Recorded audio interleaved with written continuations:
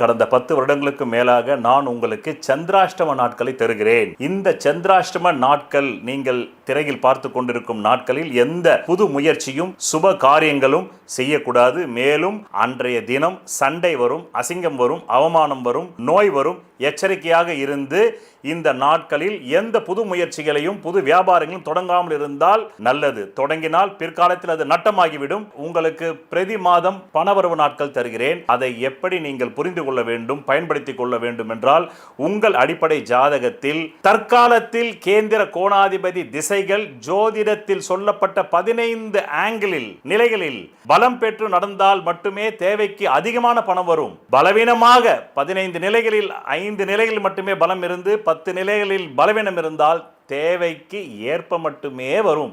அது கூட இல்லை என்றால் தேவைக்கு மிக மிக குறைவாக வரும். இந்த திசை இல்லாமல் வேறு எந்த திசை உங்கள் ஜாதகத்தில் நடந்தாலும். நன்றி, வணக்கம்.